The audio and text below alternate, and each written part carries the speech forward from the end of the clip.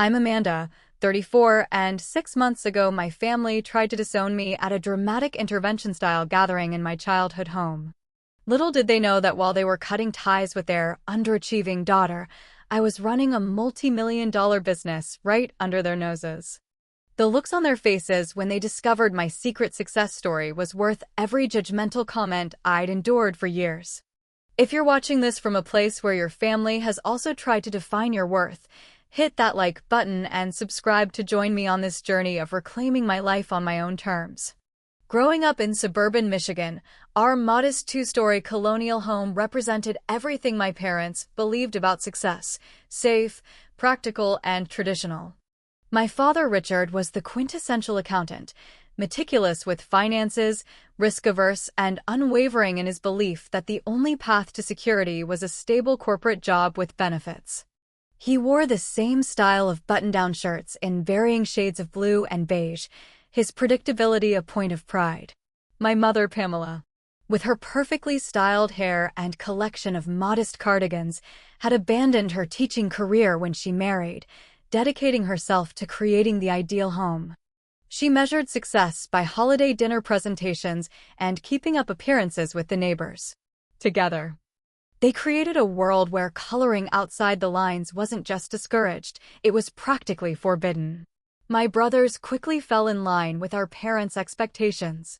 James, 5 years my senior, became the golden child when he was accepted to medical school. His white coat hanging in the hallway during visits home was my mother's favorite conversation starter with neighbors. Stephen, 3 years older than me, chose law and made partner by 30, another framed achievement on our family room wall. Then there was me, the anomaly who set up a lemonade stand at 7, but refused to just give the neighborhood kids free samples like my mother suggested. "That's not how business works, Mom," I'd explained, counting my quarters with satisfaction. She'd patted my head and called me adorable, but the dismissive tone in her voice was clear. By 12, I'd graduated to handmade friendship bracelets, setting up shop during school lunch periods. I priced them based on complexity and material cost, something I'd calculated meticulously in a small notebook. When I proudly showed my father my profit margins, he chuckled and said, "That's cute, sweetheart, but don't neglect your real studies for these little hobbies." High school only amplified the disconnect. While my classmates were figuring out which colleges might accept them, I was reading business magazines and sketching product ideas. I joined the entrepreneurship club and led our team to the state finals in a business plan competition. The trophy I brought home was displayed briefly before being replaced by James's medical school acceptance letter. "It's wonderful that you have these interests, Amanda," my mother said during my junior year career counseling meeting. "But we need to channel them into something practical. Have you considered accounting like your father? Or perhaps marketing within a large corporation?" To appease them, I applied to business schools, ultimately selecting one that secretly had an excellent entrepreneurship program hidden within its traditional business administration degree. Those 4 years were a delicate balance, sending home the transcripts from my finance and accounting classes while pouring my real passion into entrepreneurship seminars and startup workshops kept off my official records. Professor Thompson, who taught entrepreneurial finance, pulled me aside after class during my senior year. "You have a genuine gift, Amanda. Don't let it go to waste in some corporate cubicle." His words stayed with me, a small flame I kept protected from my family's expectations. Graduation came with a predictable script. My father had already arranged an interview at Williamson and Partners, where his golf buddy Harold was a senior partner. The position was entry-level accounting with a clear pathway to advancement. My parents beamed as I accepted the offer letter, interpreting my lack of resistance as finally embracing their vision. "You'll thank us later," my father said, clapping me on the shoulder. "This is how you build real security. And just think of the nice young professionals you'll meet," my mother added with a meaningful glance. I nodded and smiled, already mentally calculating how much of my starting salary I could set aside each month. Not for the down payment on a sensible condo my parents expected, but for something else entirely, something that was mine alone. The night before starting at Williamson and Partners, I sat alone in my small apartment, surrounded by business plans I'd refined throughout college. They represented everything I truly wanted but couldn't share with my family. Not yet. First, I needed to prove it wasn't just a dream. I carefully tucked the plans into a locked drawer, straightened my conservative interview suit for the morning, and set my alarm. The double life was about to begin. The fluorescent lights at Williamson and Partners seemed designed to drain not just color, but life itself from everything beneath them. My cubicle, identical to 20 others in a perfect grid, became my daytime prison. I dutifully processed tax documents, prepared financial statements, and attended mind-numbing department meetings where Harold Williamson would pontificate about the dignity of accounting while checking his gold watch. 3 months in, I was already dying inside. The only bright spot was Diane, the office manager who'd been with the firm for 26 years. In her mid-50s with a sleek silver bob and always impeccably dressed, she seemed different from the others, observant, sharp, and somehow less defeated. "You don't belong here," she said one evening as we both worked late. I nearly choked on my lukewarm coffee. "Excuse me. You have that look," she continued, leaning against my cubicle wall. "The one that says you've got bigger plans than reconciling client accounts for the next 40 years. Instead of denying it, I found myself confessing my entrepreneurial dreams. Diane didn't laugh or dismiss them. Instead, she pulled up a chair. "My daughter started her own graphic design business 5 years ago," she revealed. "Worked here in accounting for 2 years while building it on the side. Now she's got 10 employees and just bought her first house. Without a soul-crushing mortgage, I might add." That conversation changed everything. With Diane's encouragement, I began seriously researching market opportunities that aligned with my interests. The sustainable luxury home goods market caught my attention, a growing segment with consumers willing to pay premium prices for ethically sourced, beautifully designed products. I had always been creative with my hands, making unique pieces for my own apartment that friends constantly complimented. Market research showed a gap between mass-produced items and ultra-expensive designer pieces, a middle ground for quality-conscious consumers who wanted unique, sustainable pieces without astronomical price tags. My tiny spare bedroom transformed into a workshop. I invested $2,000, nearly all my savings, into initial materials, tools, and a professional camera to photograph my creations. Weekends disappeared into product development. I created wooden serving boards with inlaid recycled materials, hand-woven textiles using sustainable fibers, and ceramic pieces glazed with non-toxic finishes. At night, after finishing my accounting work, I built a professional e-commerce website under the brand name Artemis Designs, named after the goddess of independence. I used a pseudonym for all business correspondence, terrified that somehow my family or colleagues would discover my side venture before it proved viable. The morning I launched the website, I sat refreshing the page, wondering if anyone would ever find it in the vast ocean of the internet. By lunchtime, I had my first order, a set of serving boards for a customer in California. By the end of the week, I had 7 orders and a feature request from a small lifestyle blog. Fulfilling those first orders meant working until 2 in the morning, carefully packaging each piece with handwritten thank you notes and sustainable materials. The reviews started coming in, glowing testimonials about craftsmanship and uniqueness that I printed out and kept in a special folder. 3 months after launch, a larger home design blog featured my ceramic collection. Orders jumped overnight, requiring me to develop systems and streamline production while maintaining quality. I converted my entire living room into a shipping station, eating meals perched on a kitchen stool surrounded by packaging materials. 6 months in, I hit my first $10,000 month. I celebrated alone with a glass of wine, unable to share my achievement with family who would have questioned the legitimacy of my business rather than celebrating its success. The balancing act grew more challenging. At Williamson and Partners, I maintained a facade of mild-mannered dedication, taking on just enough extra responsibility to avoid suspicion, but declining opportunities for advancement that would have demanded more time. "You seem distracted lately," my father commented during a Sunday dinner at my parents' home. Harold mentioned you turned down joining the client acquisition team. I'm just trying to maintain work-life balance, I replied, the half-truth bitter on my tongue. Work-life balance is a luxury for those who've already established themselves, he countered. You need to focus on advancement now, while you're young. Little did he know that while we were having this conversation, my phone was silently collecting 6 new orders worth over $3,000. As the business grew, I reinvested nearly every penny of profit, living as frugally as possible on my accounting salary. My wardrobe consisted of simple, interchangeable pieces suitable for both office work and shipping runs. My social life dwindled to occasional outings with friends who didn't ask too many questions about my perpetual busyness. The exhaustion was real, but so was the exhilaration. Every package shipped, every positive review, every revenue milestone represented something that was completely mine, untainted by family expectations or corporate politics. In my secret business, I wasn't Richard and Pamela's underachieving daughter or Harold's forgettable employee.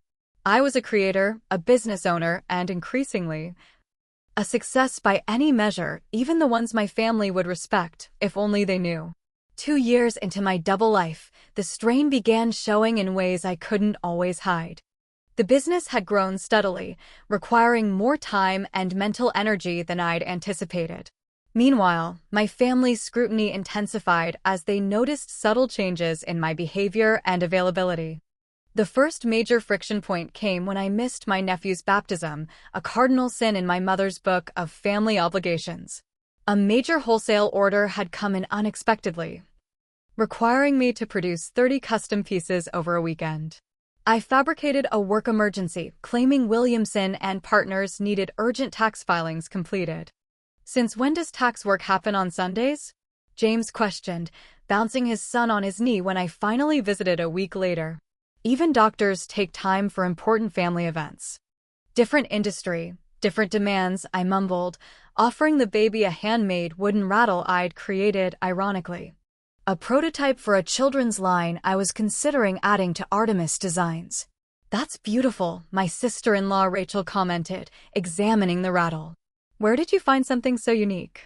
Just a small boutique, I deflected, changing the subject quickly. My mother's campaign to find me a suitable husband intensified as I approached my mid-30s. Each family gathering became an ambush opportunity, with unsuspecting men from good families suddenly appearing for dinner. Brandon is a financial analyst at Merrill Lynch, she'd whisper excitedly before one such dinner. He's already bought his condo and is looking to settle down with the right girl.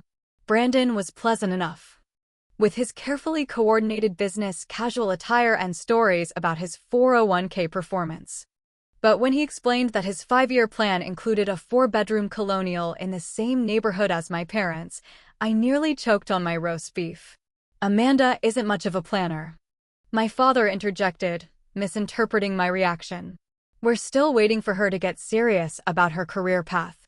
The comment stung, particularly as I just finalized preliminary discussions with a national home goods retailer interested in carrying a limited collection of my designs. Family dinners became increasingly tense affairs. My brothers, both advancing in their prestigious careers, dominated conversations with stories of difficult surgeries or high-profile legal cases. When attention occasionally turned to me, the questions carried thinly veiled disappointment. Still in the same position, Amanda, my brother Stephen asked during Thanksgiving dinner. What's it been now, 2 years without advancement? I'm comfortable where I am, I replied, avoiding my father's disapproving gaze. Comfortable doesn't build a secure future, my father said, cutting his turkey with surgical precision. Harold mentioned there's an opportunity in the corporate accounting division.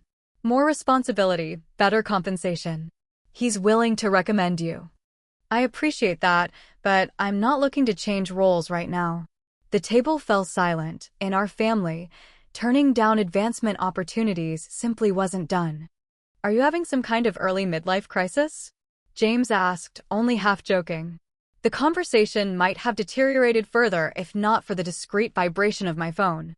A major design magazine was emailing about featuring Artemis designs in their upcoming Artisans to Watch issue. I excused myself to the bathroom, Heart pounding with conflicting emotions, elation about the opportunity and anxiety about taking the call in my parents' house. I didn't notice my mother walking past as I whispered excitedly into my phone about shipping arrangements for the magazine photo shoot. When I emerged, her suspicious expression told me I hadn't been as discreet as I'd thought. The remainder of Thanksgiving was uncomfortable, with pointed questions about my mysterious phone call and comments about proper holiday etiquette. I left earlier than planned, citing work preparation for Monday. 3 days later, my mother called, her voice carrying that distinctive tone that signaled family drama ahead. "We need you to come over for dinner this Sunday. Everyone will be there. We need to talk about some concerns we have." "What concerns?" I asked, while simultaneously packaging an order for a boutique hotel in Nashville. "Your behavior lately, Amanda. We're worried about you." The Sunday family meeting was excruciating. They'd positioned chairs in a circle in the living room, creating an intervention atmosphere that would have been comical if not so infuriating. "We've noticed patterns that concern us," my father began, clearly having rehearsed this speech. "Your declining career ambition, secretive phone calls, unavailability for family functions." "Are you in some kind of trouble, Amanda?" my mother interjected, tissues already in hand. "Financial problems you're too embarrassed to share? Because we'd rather help than have you struggling alone." James, ever the medical professional, suggested I might be experiencing depression or burnout, while Stephen hinted at potential addictive behaviors that might explain my secrecy. I sat silently, letting their theories and accusations wash over me while contemplating how close I was to financial independence. Artemis Designs was profitable enough that I could theoretically quit Williamson and Partners within 6 months. But revealing my business prematurely risked their interference and judgment during its crucial growth phase. "I appreciate your concern," I finally said, "but I assure you I'm perfectly fine.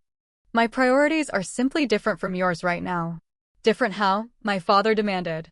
"What priorities could possibly supersede career advancement and family obligations?" The temptation to reveal everything flashed through me, to see their faces when they realized I'd built something substantial while they'd been dismissing me. But the moment passed. I wasn't quite ready yet. "I'm finding my own path," I said simply.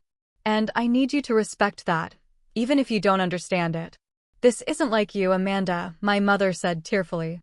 "You've always been such a sensible girl." As I drove home that night, their disappointed faces haunted me. But alongside the guilt was a strengthening resolve. Their narrow definition of success and proper life choices had never fit me. I'd prove them wrong. But on my timeline, when my business was too successful to be dismissed as a lucky accident or temporary diversion. Until then, I'd continue my double life. Even as the emotional distance between my family and me grew wider with each family gathering I abbreviated or missed entirely. The business was thriving, and soon enough, I wouldn't need to hide anymore. As my 3rd year of secret entrepreneurship began, Artemis Designs outgrew my apartment entirely. Orders were stacking up faster than I could fulfill them alone, and my living space had disappeared beneath inventory and packaging materials. Something had to change. I found a small warehouse space in an up-and-coming industrial area being revitalized by artists and small businesses. The monthly rent nearly gave me a panic attack, but the numbers worked barely. I signed the lease using my business entity, another step toward making my double life official. With a dedicated workspace came another necessity: help. I couldn't possibly manage production alone anymore. After careful consideration, I hired Zoe, a recent art school graduate with incredible attention to detail, to assist with production 3 days a week. A month later, I added Marcus, who had warehouse experience and a background in sustainable materials. Both signed NDAs. But I also shared my vision with them honestly. They became the first people with whom I could be completely transparent about my business and its importance to me. "So your family has no idea you run all this?" Zoe asked one afternoon as we packed a record-breaking day of shipments. "That's wild. They think I'm still just an accountant with mediocre career ambitions," I confirmed, sealing another box with the Artemis Designs logo. "Their loss," Marcus commented. My mom would be bragging to everyone if I built something this successful. Working at the warehouse meant more elaborate deceptions at my day job.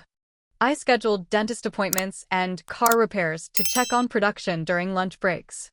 I became an expert at completing my accounting work efficiently so I could mentally focus on business problems while appearing to be working on spreadsheets. The risk paid off.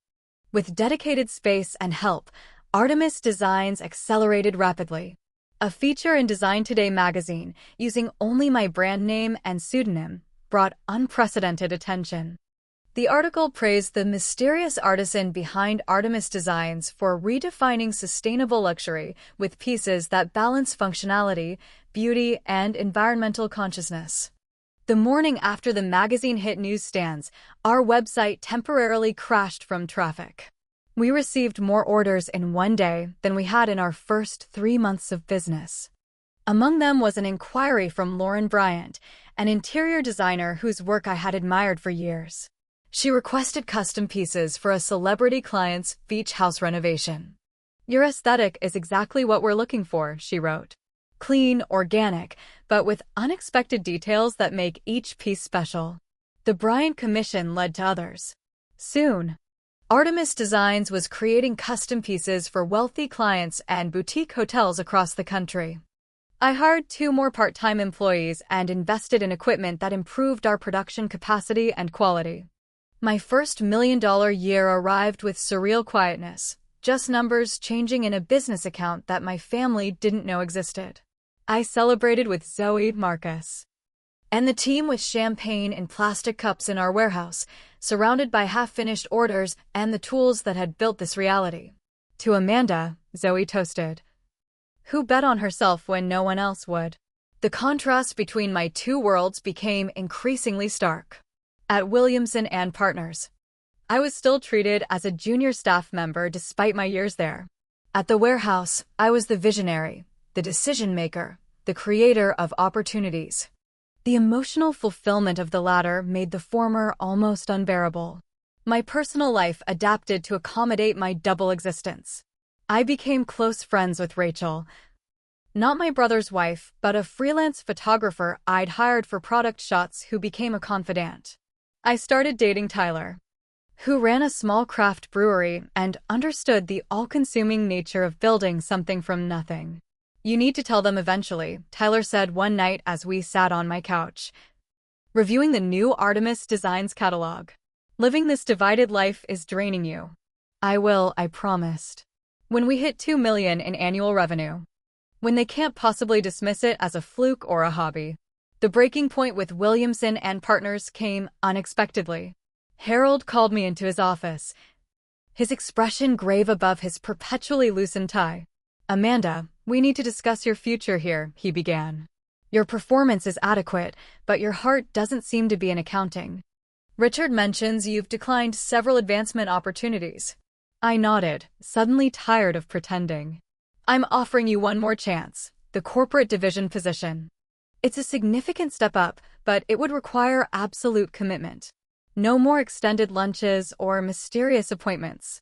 The decision crystallized in that moment.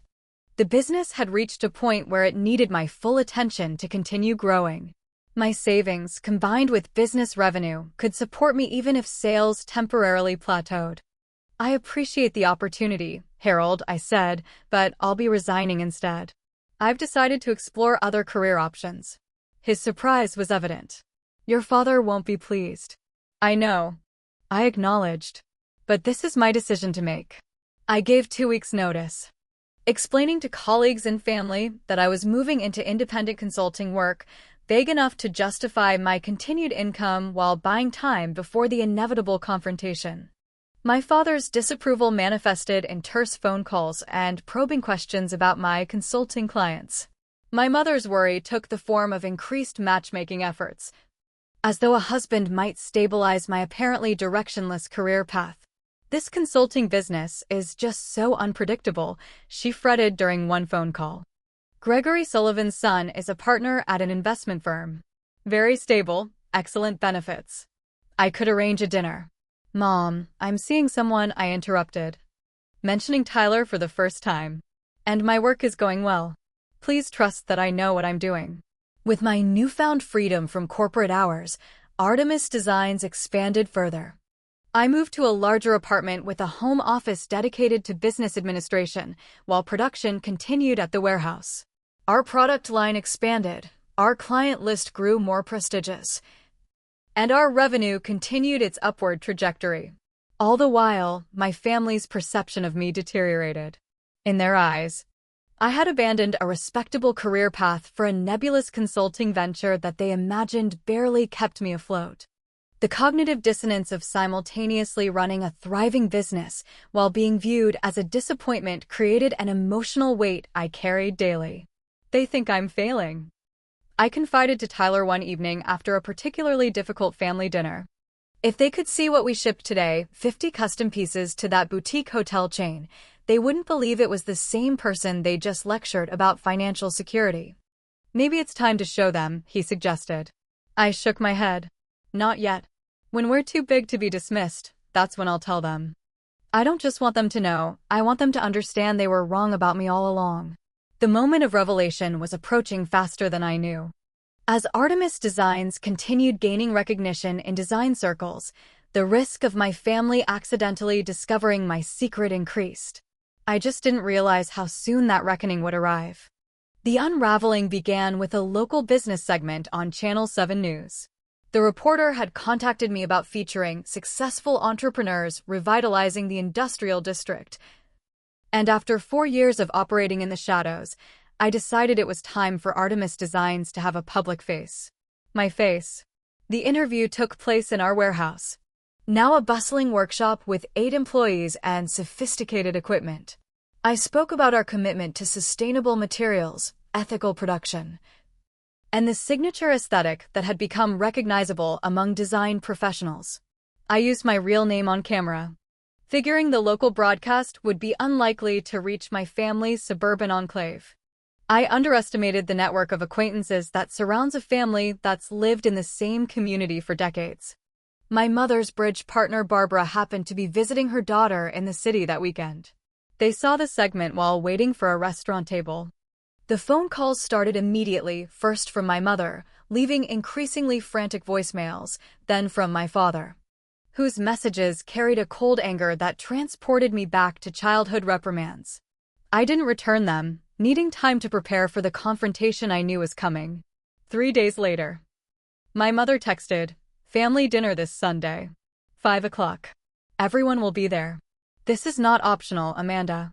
The ominous tone told me everything I needed to know. They had discovered Artemis Designs, but clearly didn't understand its scale or success. This would be an intervention, not a celebration.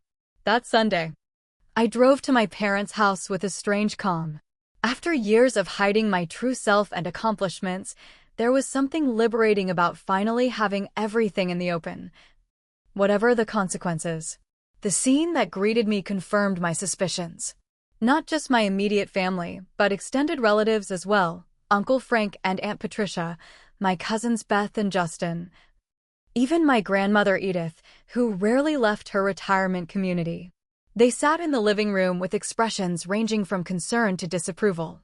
"Amanda," my father began before I'd even taken off my coat, "we need to talk about what you've been doing." "What exactly do you think I've been doing?" I asked, remaining standing despite my mother's gesture toward an empty chair.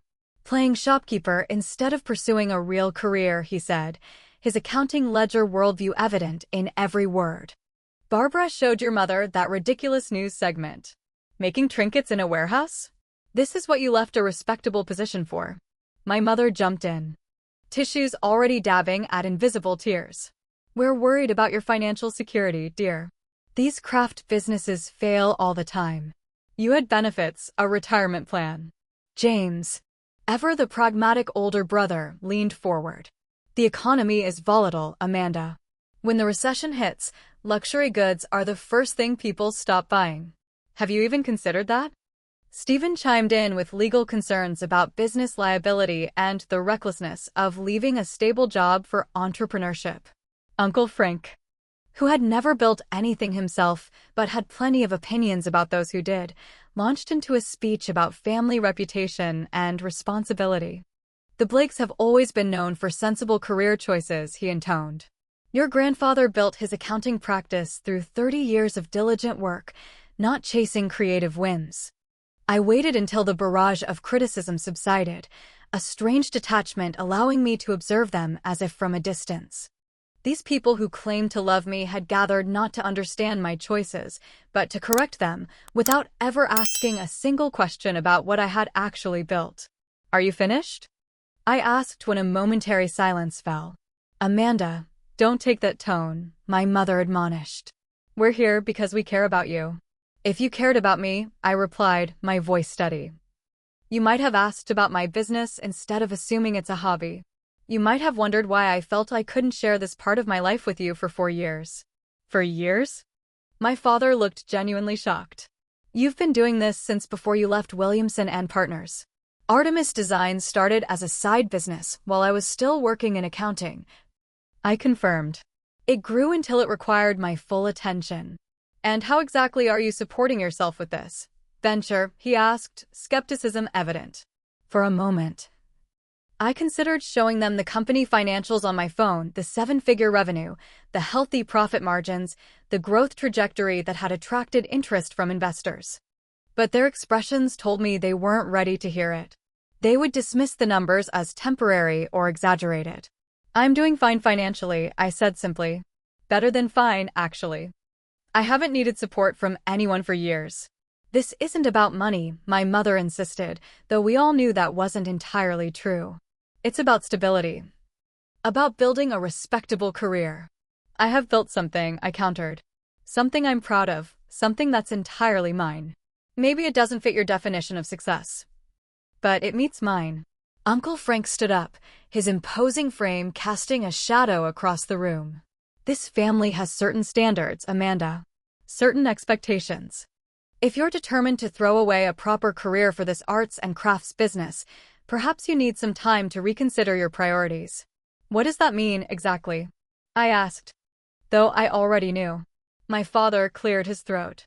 It means that until you return to a respectable profession, we think it's best if you take some space from family gatherings. This behavior sets a poor example for your cousin's children and reflects badly on all of us. You're disowning me because I started a successful business instead of staying in a job I hated? The absurdity of it almost made me laugh. We're giving you time to come to your senses, my mother corrected, as if the distinction mattered. When you're ready to pursue a proper career again, we'll welcome you back with open arms.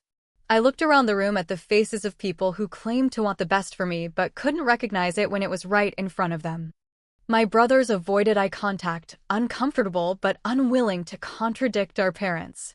My cousins stared at their phones, pretending to be elsewhere. Only my grandmother Edith met my gaze with what might have been a hint of admiration in her weathered eyes. I won't be coming back on those terms, I said quietly.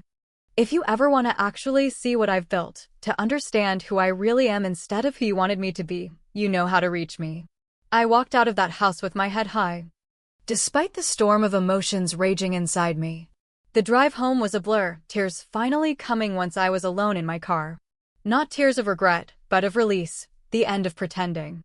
Of seeking approval that would never come on terms I could accept. That night, I called Tyler and told him everything.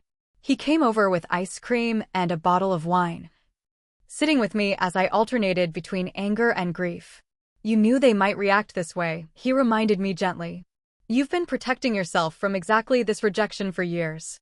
Knowing it might happen and experiencing it are different, I replied. But you're right, this is why I kept Artemis Design's secret for so long. I just thought maybe, when they saw what I'd accomplished. Some people can't see beyond their own narrow definition of success, he said.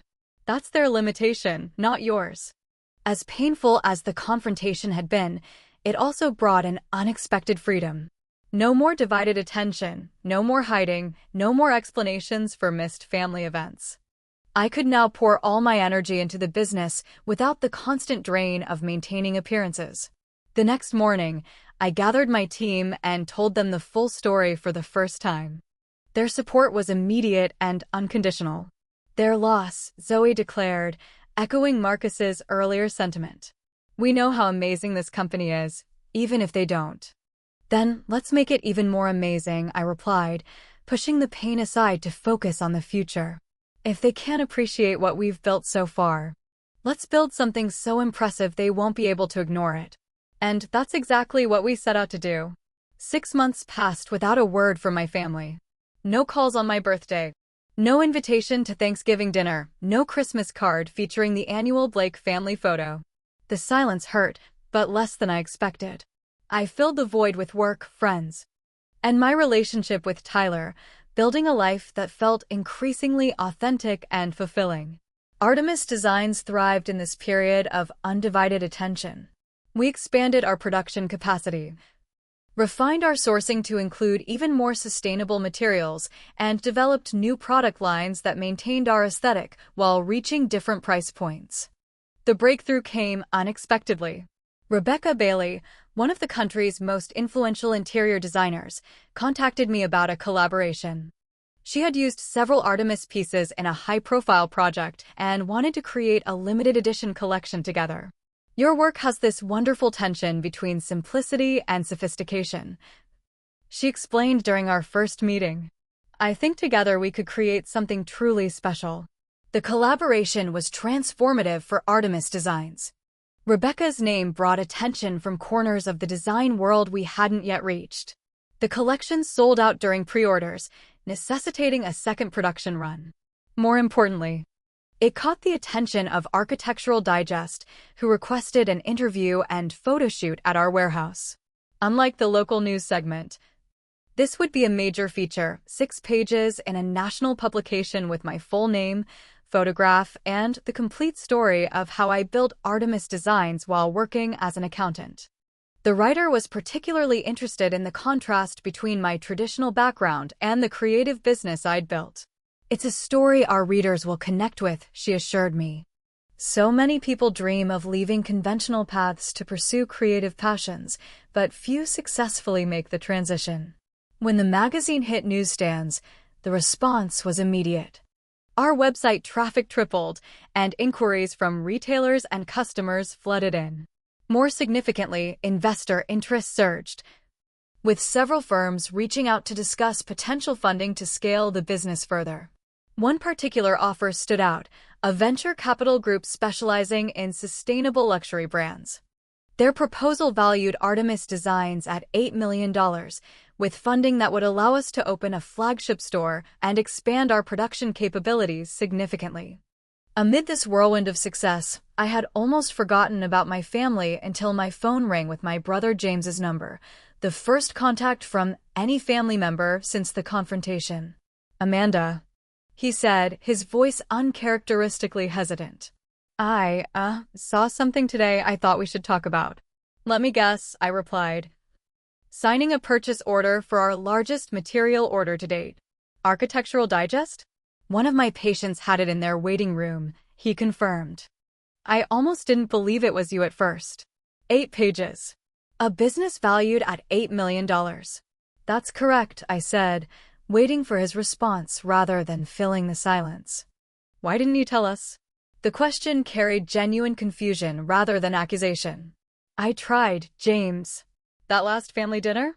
I tried to explain that I had built something successful. But no one was interested in hearing it. You all had already decided my business was a hobby, a phase, something to be corrected rather than celebrated. He was quiet for a moment. I think we need to talk. All of us. Mom and Dad have seen the article too. They're processing it. The family meeting was scheduled for the following Sunday, same time, same place. But an entirely different dynamic. I arrived to find only my immediate family present, the extended relatives conspicuously absent. My parents looked older somehow. My father's confident posture diminished, my mother's perpetual social smile replaced with uncertainty. They sat together on the sofa, a united front as always, but without their usual authority. Amanda, my father began, his voice lacking its typical certainty. We've been doing some research about your company since seeing the magazine article. We had no idea. My mother added quickly. The scale of what you've built, the recognition you've received. You couldn't have known, I acknowledged. I didn't share it with you because I knew you wouldn't approve until it reached a level of success you couldn't dismiss. But why hide it at all? Stephen asked. Even in the beginning. It was your business. Your choice. I looked at each of them, weighing how honest to be in this moment. Because from childhood, I was taught that success had only one definition in this family: conventional careers, predictable advancement, stability above all else. Anything creative was a cute hobby at best, a waste of potential at worst. I needed to prove to myself that I could succeed on my own terms before facing your judgment. My father's expression tightened, but he didn't contradict me. My mother looked down at her hands, perhaps recognizing the truth in my words. The magazine says you're considering outside investment, James said, changing the subject slightly. That's a significant business decision. It is, I agreed. We're in final negotiations now. The funding will allow us to open a flagship store and expand production to meet demand. A week later, the unexpected happened. My parents appeared at the warehouse unannounced, looking uncomfortable and out of place among the creative disorder of our workspace. My father wore his business attire, a subtle indication that he was finally taking my work seriously. We wanted to see it, my mother explained, her eyes wide as she took in the scale of the operation, the team of artisans crafting pieces, the sophisticated equipment, the wall of press features and awards we'd accumulated. This is all yours? My father asked, genuine amazement breaking through his typically reserved expression. Every piece of it, I confirmed, a complicated mix of pride and lingering hurt coloring my voice. Built from the ground up, starting with $2,000 and a spare bedroom workshop. As I gave them a tour, explaining our processes and introducing my team, I watched their perception of me visibly shift. My mother touched the finished pieces with newfound respect. My father noted the organizational systems we developed with professional approval. The profit margins must be substantial on these pieces, he commented, examining a custom dining table priced at several $1,000s. They are, I confirmed. Though much of it goes back into research and development for more sustainable materials. When we reached my office, with its view of the production floor and walls covered in design sketches and business projections, my mother's eyes filled with tears. We were wrong, Amanda, she said simply. We should have supported you from the beginning. My father, never comfortable with direct emotional statements, nodded in agreement. You've built something impressive here. Something with real value and longevity. The acknowledgement, so long awaited, felt simultaneously validating and strangely hollow. I had stopped needing their approval somewhere along the way, building my confidence on the concrete reality of what I had created rather than their perception of it. Thank you, I said anyway, recognizing the effort it took for them to admit their misjudgment. Would you like to stay for lunch? We could talk more about where Artemis Designs is headed next. That lunch became the first step in rebuilding a relationship fundamentally changed by both my success and their rejection. The path forward wouldn't be simple, but at least now we were starting from a place of truth. Rebuilding relationships on new terms requires intention and boundaries. As my family sought to reintegrate me into their lives following the revelation of my success, I maintained a careful balance, open to reconciliation, but unwilling to revert to old patterns. The first formal family dinner after our estrangement took place at an upscale restaurant rather than my parents' home, neutral territory that symbolized our evolving relationship. I brought Tyler, introducing him properly as an important part of my life. He charmed them with his knowledge of business and genuine interest in their lives, while subtly reinforcing the validity of entrepreneurial paths. Amanda's company is extraordinary, he told them over appetizers. Not just the products, but the culture she's created. Her employees are incredibly loyal because she values creativity and well-being alongside productivity. My parents exchanged glances, perhaps recognizing qualities in me they had previously overlooked or dismissed. My father, ever the accountant, had clearly prepared for this dinner by researching the sustainable luxury market. I've been looking at industry projections, he announced as our entrees arrived.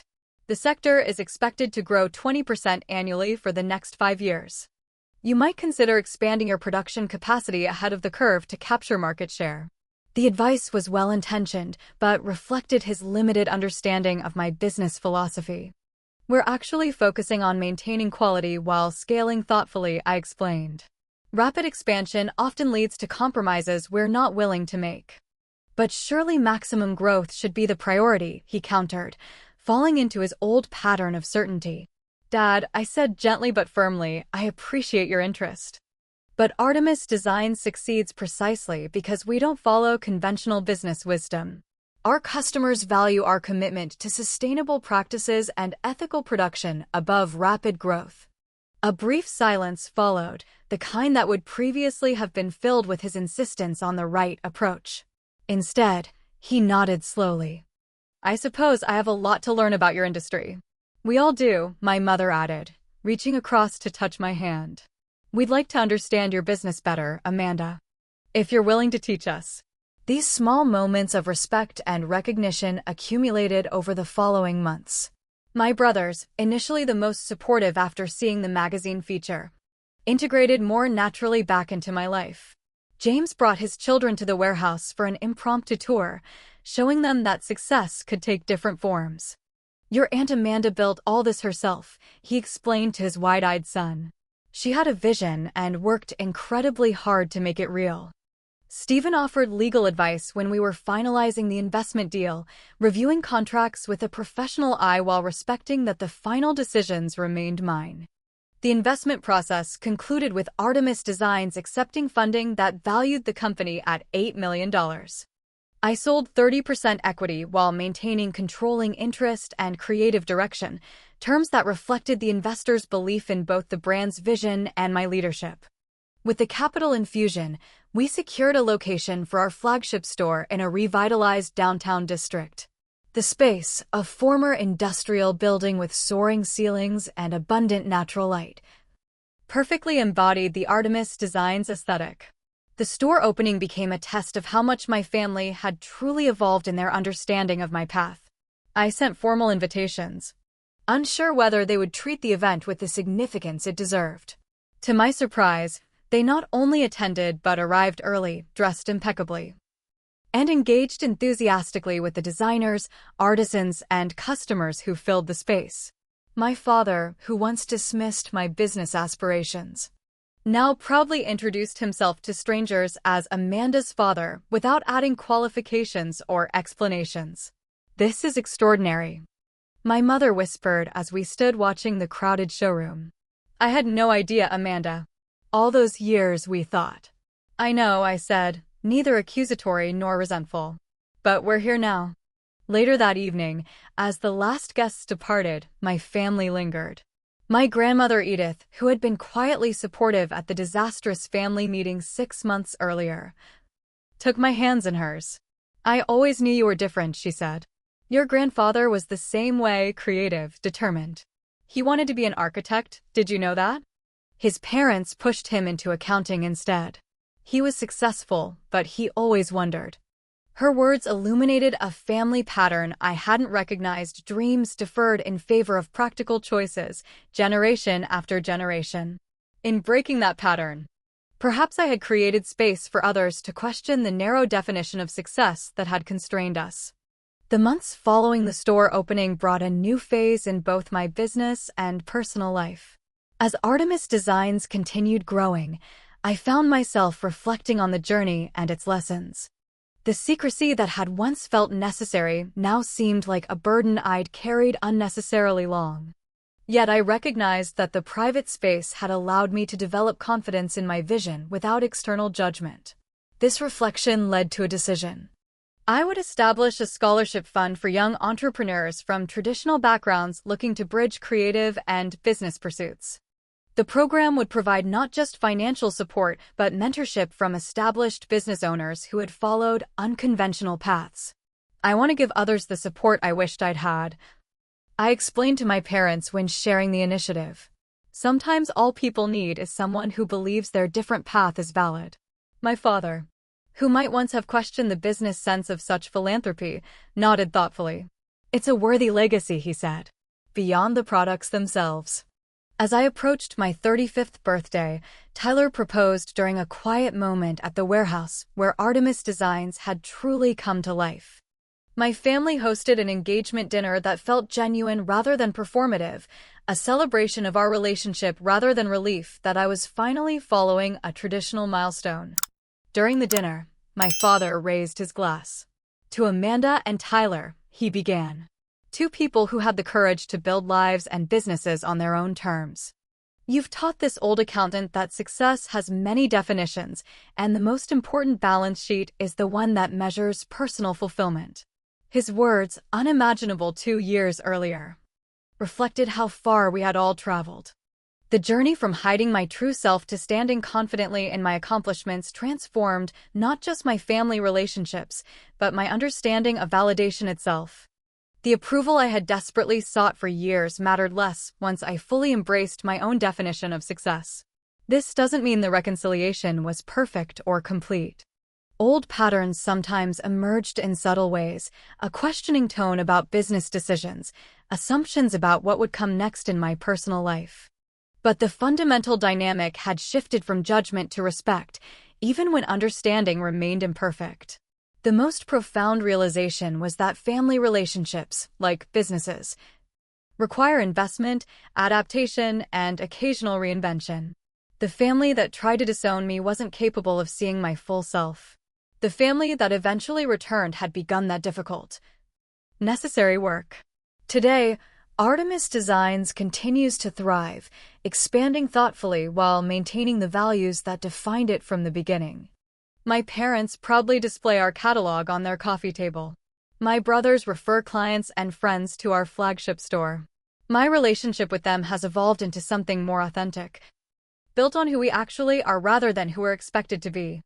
The secret business that once divided my life has become the bridge to a more integrated existence, one where success is measured not by conformity to others' expectations, but by the courage to define and pursue your own vision. Have you ever had to hide a part of yourself from family or friends who wouldn't understand? Or found yourself choosing between others' expectations and your own dreams? Share your experience in the comments below. Sometimes the hardest part of building something meaningful is believing in it when no one else does. If this story resonated with you, please like, subscribe, and share it with someone who might need to hear that their different path is valid too. Thank you for joining me on this journey, and remember, the most important approval will always be your own.